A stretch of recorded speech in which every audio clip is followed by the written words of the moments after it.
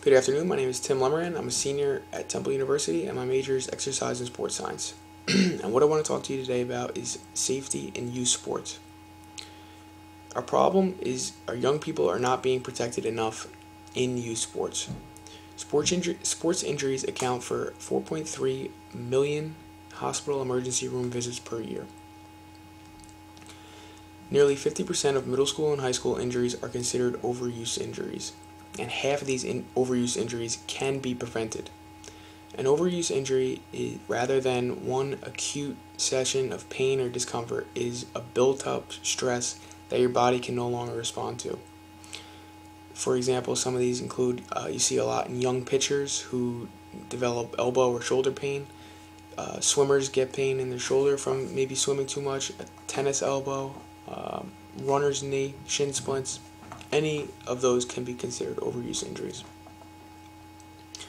One of the most famous surgeons in the world, Dr. James Andrews, states that surgeons are seeing 4 times as many overuse injuries in young athletes compared to 5 years ago today.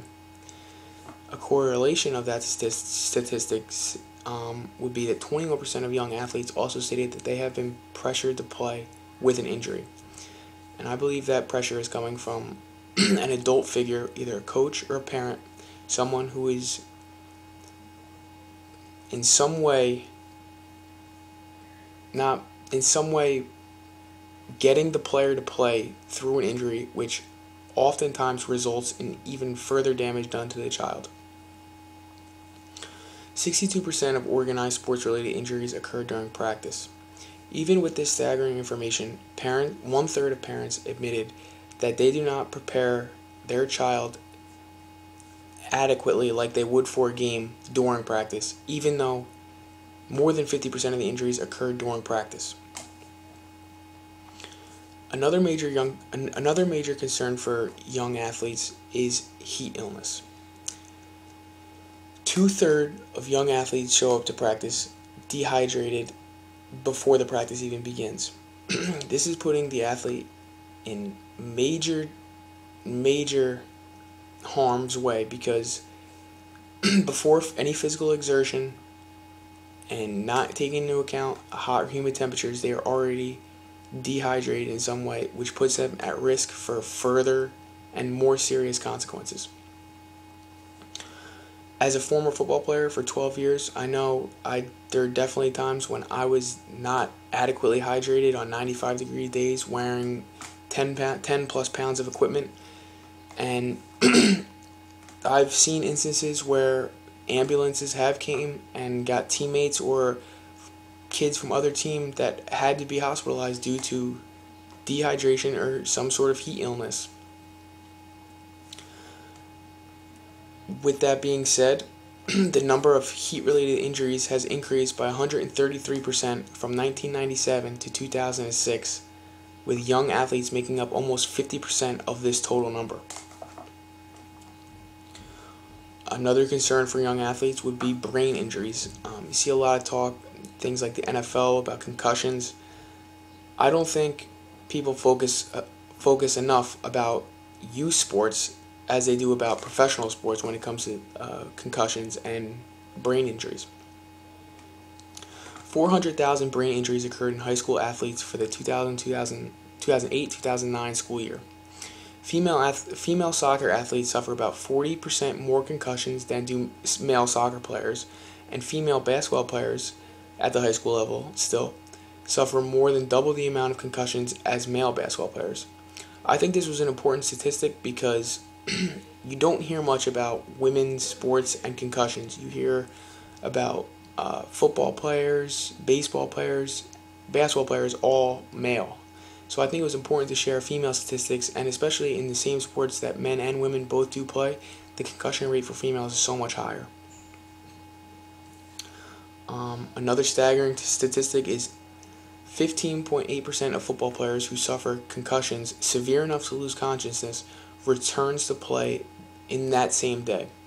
Now this goes back to the to the adult, or to the coach, or the parent, the coach, whoever, any adult figure that is either allowing this to happen or persuading it to happen, but it needs to stop because it's putting the athlete's life in danger and quality of life in danger. Between the years of 1997 and 1997 and 2007 in sports like basketball, soccer, and football, concussion rates have doubled in athletes ages 8 to 19, despite the participation in these sports decreasing. Now what that means is there's less players playing, but even more concussions happening. Why that is, there was no real information on why that is, but I think that once a player shows signs, symptoms of a concussion, they must go through all the proper medical channels to be evaluated and cleared to play. And it should never be. If a player loses consciousness in that same day, should never be allowed to come back and play that same day. From 2008 to 2011, there have been 210 deaths of young athletes. This is an unacceptable number, and the appropriate measures and actions have to be taken so that not even one player's life is in danger while participating. Some solutions. I have stricter rules and regulations penalizing the adults in charge.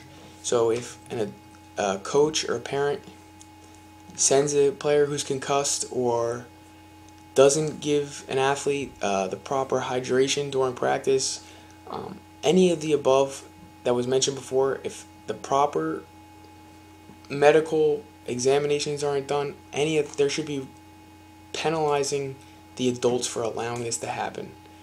And then my last two kind of go together. They're education and prevention. I believe education is a big part of this because things like heat illness. I know, again, I played football. My parents did not know any better. After a 3-hour practice in 95-degree heat, I would come home, I would have McDonald's. The whole next day, I would be running around outside, not drinking any water, probably drinking soda, Gatorade, all this stuff that dehydrates you even more. And then they would send me off to practice. Not knowing any better, not purposefully doing so, but I believe parents, children, coaches, all should be educated on these matters to ensure the most safety for the kids. Again, with the prevention and education, brain injuries, I think, for example, a sport like football, I think at a young age, proper tackling technique should be issued. You see way too many head-to-head collisions using the top of the head as a battering ram. This leads to not only concussions, but neck and spinal cord injuries, and it's just not a safe way to play the game. Thank you for listening to my presentation.